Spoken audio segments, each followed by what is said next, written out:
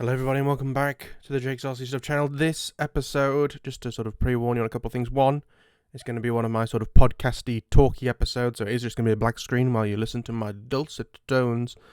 And also, next door have decided that they're going to do some renovation work to the lean-to they call a conservatory at the back of their house, which is pretty much directly under my window. So we'll hear some odd banging and things, for which I apologise. I call it a lean-to because it's as old as me, and the last time they did work on it, what they did is they used Tesco carrier bags for insulation under the roof. They're now replacing that roof. Anyway, so this video, I did a very similar video about a week ago where I informed you that I'd bought a Futaba T16, Futaba 16SZ. We'll get to the T16 later. Because I decided I was not going to do my move from all Futaba for my non-FPV stuff to a mix of Futaba and FRSky. Futaba for the cheaper stuff because it was going to use a module, even though I preferred Futaba Link. And then I was going to use, for the nice stuff, FRSky's built-in link in the Tyrannus SE 2019 that I bought. And I decided that I changed that for multiple different reasons. The main thing is just being confidence in it. People are saying, oh, I've had 6-7 years, no problem with FRSky or whatever. That's fine. I haven't had those 7 years. I'm sure that it would be fine for those 7 years, but when I have planes that I can't replace or that are so expensive I can't replace them, I just don't trust it. Especially as I was looking at more expensive things like bigger 3D planes again, as well as possibly a jet. But anyway, this is not about that. This sort of started the doubt of FRSky in my mind. But we will come back to that at a later date. Sorry, I'm just moving some post-it notes. If you might not have seen it, the last video that I uploaded was a video on the Easy Glider 4 that I'm building. I had some issues with the receivers. Now, the receivers that I bought was some R9 Mini and Nano over-the-air update versions. I presume they would work like all my others. I would just plug it into my X7, flash it via the S-port, move the S-port cable to S-bus, bind it. Hey presto, there we are, it works. That's not the case. Those receivers are now Access, and they only work with the new R9 2019 module, which looks almost exactly the same as the other module, so very confusing. And I can't upgrade all my old stuff to Access, and I can't downgrade the new receivers to non-Access, the original R9 system. Which means that my X7 isn't compatible, and neither is the module that I own. Now, for me, luckily, because that's like a £170 radio, or it was when I bought it, or 165, I think it was, and the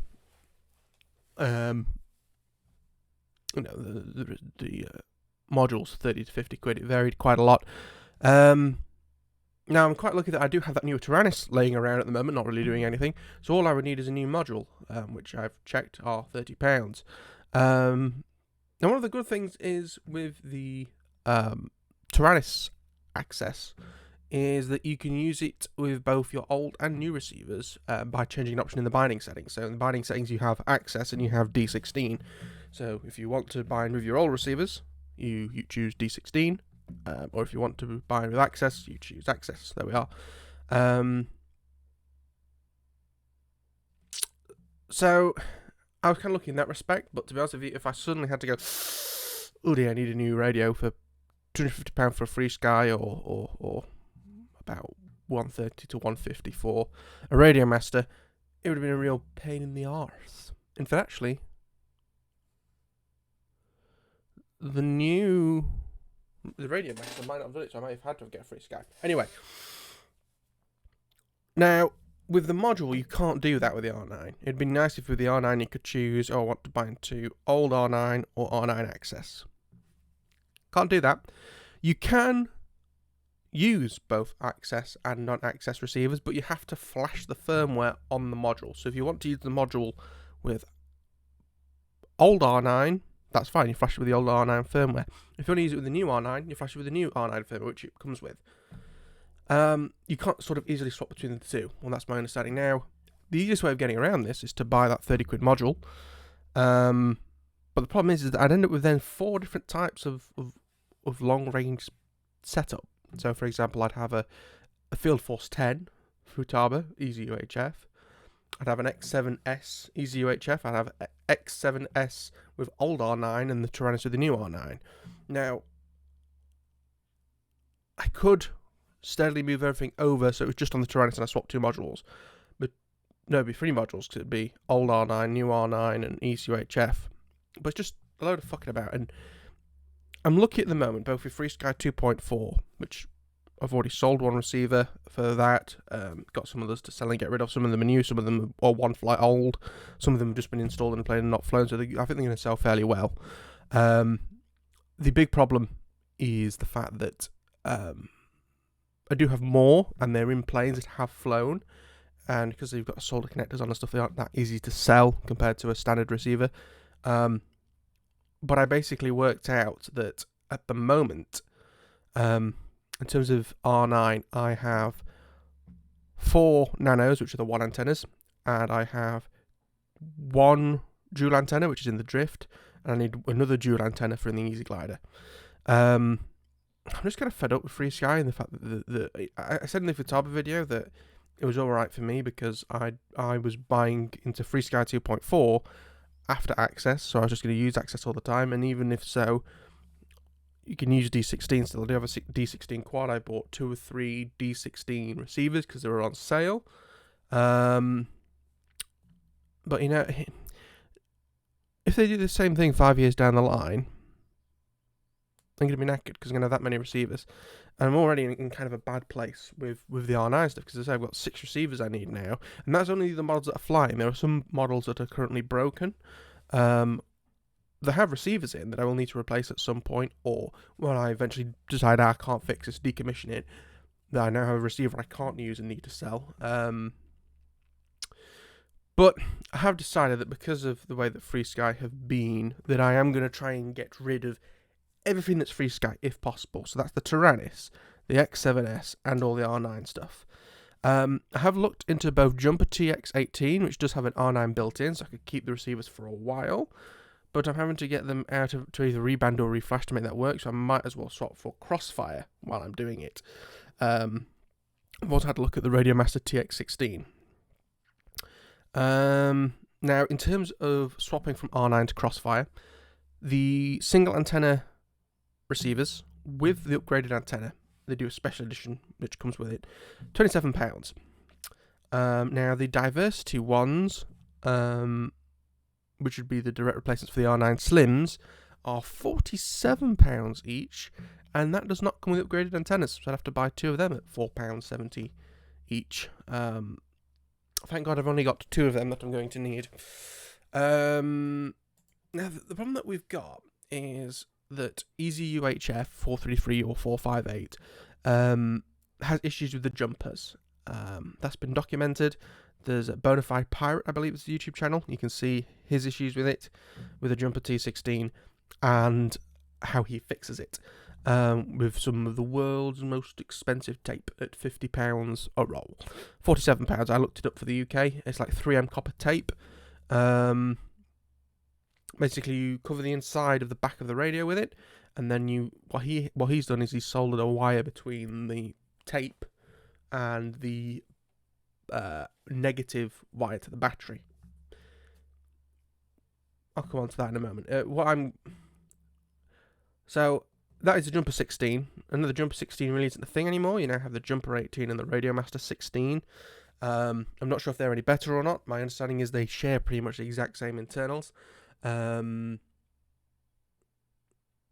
that does worry me is the fact that if the tape comes off, it could short the back of the radio. You know, copper suddenly laying across the back of the module isn't going to be good. But other than the nightmare of not having your models backed up, to be fair, a Radiomaster is a 140 quid radio. If it did completely die, it's not that bad to buy a new one. It's not the £600 of the 16. So what is the plan of action? Now, I wrote this sort of information, not exactly a script, but just information that I'm going off of a little while ago.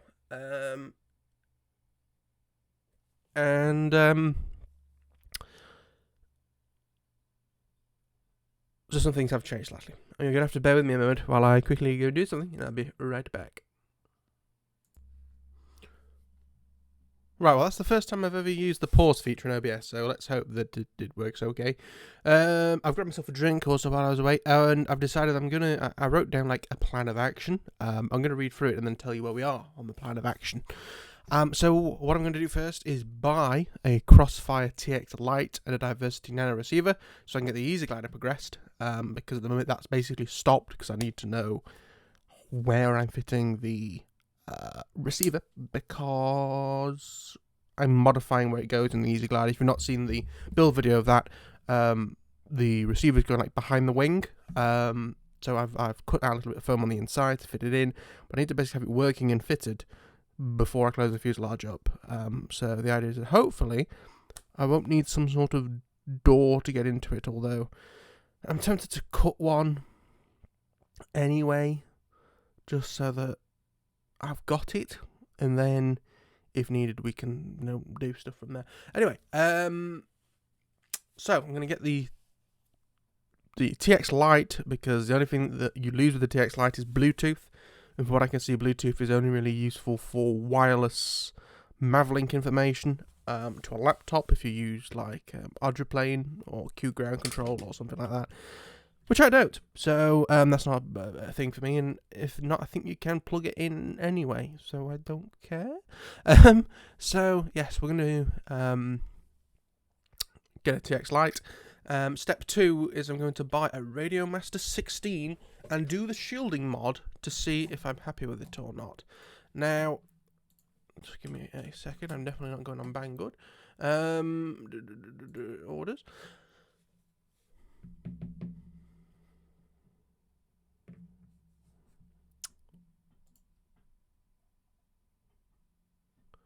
We'll come back to you shortly.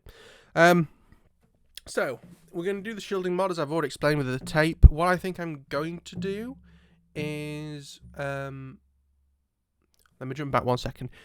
As part of buying the Crossfire TX Lite, I'm probably going to use it on the X7S for now. Right, so yes, buying a Radiomaster 16 and doing the shielding mod to see if I'm happy with it or not. So I'm probably going to do that, hold it near, basically do what Bonafide Pirate did. Hold it near, he had a Tyrannus with it on the back, I've got my 10 with Easy UHF on the back of it. Hold it near that, see if it works. Well, I'm probably going to test it to see if it works before the mod, see if Radiomaster is different to Jumper. Then test it with just the shielding tape in, and see if that fixes it. I don't think it will, but I think more people are happy covering the back panel in tape than doing any soldering. And then I'm going to solder it. Now, he did it in a bit of a weird way, where he, like, soldered it to one of the plastic pins that you screw the case together with and put tape over both pins, so when you screw it together, the tape would touch and then it would carry the signal through. I'm probably just going to solder to the back of the case and then do this strange thing called a connector to connect the two sides together. And if I'm happy with it or not, obviously the plan sort of splits in two, so if I'm happy with it, that radio will become my Easy UHF radio, using the proper external module, not the actual module, but the like external transmitter, to say. And all the planes from my Field Force 10 and X7S that's on Easy UHF will be moved over. Now, one of the problems with that is, at the minute, the Field Force 10 is running on version, I think, 1.43, whereas the X7 is running on 1.5. Now, 1.53 technically. But 1.5 allowed people to upgrade without having to rebind. Unfortunately, that's not the case with that. So it basically means that when I start doing the move, anything that, was on the 10 is immediately not flyable, because I'm going to have to move the model over manually, because of course it's Futaba 10 versus OpenTX, and also I'm going to have to get to all of the receivers, upgrade them and rebind them. So I need to go through the Field Force 10 and make a list. I've done a list of all my models, both that is on the my 14 for the move to the Futaba 16, as well as what's on the X7 for the move to wherever we go to. So everything that's on the Field Force 10 and the X7S on Easy UHF will be moved to that radio, and I will sell my Tyrannus to try and help fund some receiver purchases. I'll then buy another Radiomaster 16 for use with R9 and Crossfire, and sell my X7S. And I will officially be FRSky radio free, because the X7S will be gone, which I've been thinking about upgrading anyway. I was going to upgrade it for another Tyrannus until I got fed up with FRSky, so it's going to be a Radiomaster probably. And I'll be officially FRSky radio free. And then over time, things will be moved from R9 to Crossfire, so I can sell all my R9 stuff and be officially FRSky free. But based off of what I've said previously about having to take receivers out to rebind them and things like that, I may do them all at once. I don't know, to be fair, if it's on that module and the R9 module will work, just putting it straight into the Radiomaster. Probably keep it like that for a while, and then over time steadily move stuff over as and when required. I want to have planes that I can fly, because at the minute, if I'm swapping over every radio, at the minute I technically have no planes that are ready to fly, so it's a bit of a nightmare. You know, when we eventually are allowed out and it's a decent day, I want something that I can fly. Now, what happens if I do not like the mod? Well, what I will do is I will rip out all of the tape, and I will use that Radiomaster for R9 and Crossfire. And then over time, things will be moved from R9 to Crossfire, and I can sell all my R9 stuff. So I'd be FRSky long range free at that point. And then I will use my Tyrannus SE as my Easy UHF radio, because that isn't affected by the Easy UHF problems. I don't want to. But yeah, and then that means I can eventually sell the X7S. The X7S will be sold at some point. It just depends really on if Easy UHF is going to be moved to the Tyrannus, which doesn't have the issues at all. To be fair, I haven't tested it, so it may do, but I'm 99% sure it doesn't, because I've seen people use the old Tyrannus, and unless they've already fucked up the new one, I don't see how they can cock it up. So depending on what happens, I'm either going to end up with 2 Rangemasters, or I'm going to end up with 1 Rangemaster. Not Rangemaster, that's a type of cooker. Radiomaster, I'm going to end up with 2 Radiomasters, I'm going to end up with the Radiomaster and the FRSky still. Now, in terms of where have we got on this plan? Well, I have a Radio 16 on the way, Silver Mode 2 from Banggood, as no one in the UK has a decent one in stock, only sort of bargain basement, you know, non-Hall effect gimbal, like £90 one. I really wanted the carbon fibre one, but they had none in stock. Tried to decide between silver and gold. Actually ordered the gold, but cancelled and went silver. My main concern was that silver might be a bit bright in sunlight. It's very reflective silver, whereas opposed to the gold is more sort of a brushed gold, like the back of an iPad or something like that. But these radios, you got to remember, are for FPV. So the vast majority of the time, I'm going to have goggles on my face. So, as I say, I went solid and changed it to silver, as gold was a bit blingy. If it was gold and black, I don't think it would have been too bad. But the fact it was all gold, because it's the silver one, it's silver and black, I decided against it. I say it's a bit blingy, but my phone and my iPad and my watch are gold.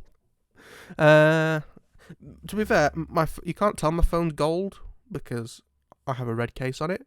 The main reason I went gold is because I get them to take a little bit from my gold Apple Watch that I decided to go fancy on when I needed one.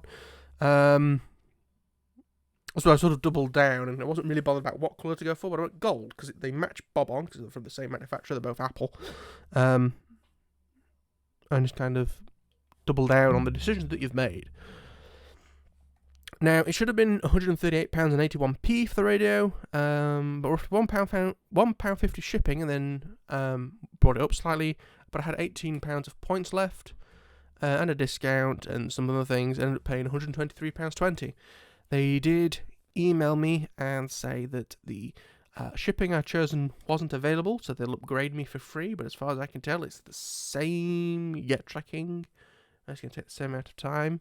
And this is the reason I was opening up Banggood. Can I see the tracking information? Because it says it's been shipped. Tracking on Banggood very rarely works. Packaged has been sterilised and shipped out. Not bad. I submitted this on the 13th of March. I'm recording this on the 20th, so it's been a week already. And as I say, it took them 3 days to start packing the items because they took like 2 days to tell me that they couldn't ship it the way I wanted to ship it.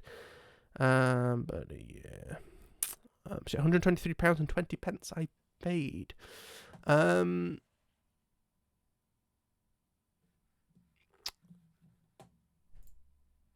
So, what do I need to do next in terms of that radio? I do need to buy 2 batteries to run it. So they're like £10 something each.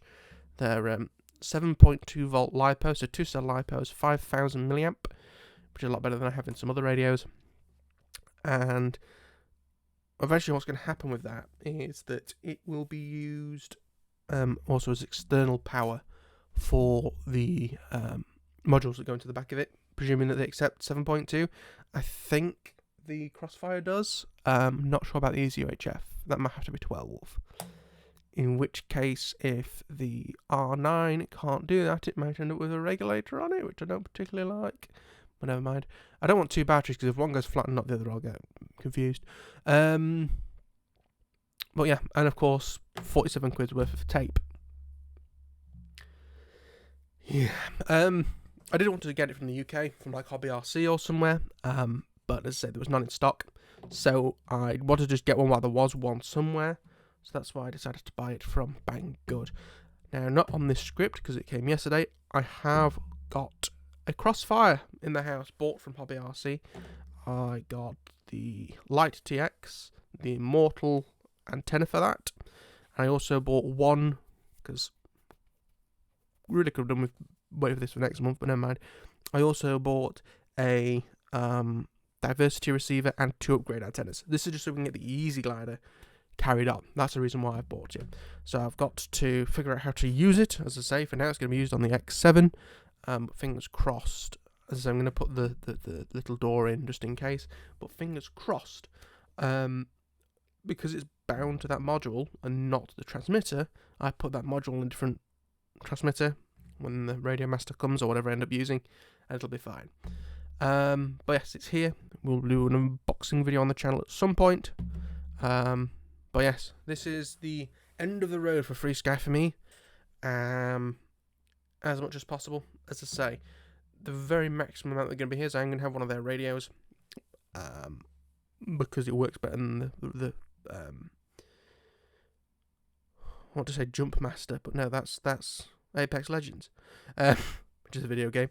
The Radiomaster. And that whole mod is why I didn't want it as my main radio instead of the Tyrannus, because if someone happens to be flying 453 near me, I don't need to lock out me flying my £1,500 yak or £5,000 jet or whatever it is. So that's why I did go for that to start with. I think even what I might even do is on the one that I'm going to use for Crossfire and R9, if we go down that route, I might put the mod in that if I'm happy with the mod. If not, I won't put it in at all, and we'll just, as I say before, use R9 and Crossfire on that, and then have Tyrannus for Easy UHF, and I'll just have to risk it. But that is enough of me yabbering. 24 minutes, roughly. And at least because I paused, I don't have to do any editing, which is nice. But thank you all for watching. I'll see you all in the next one. Bye-bye.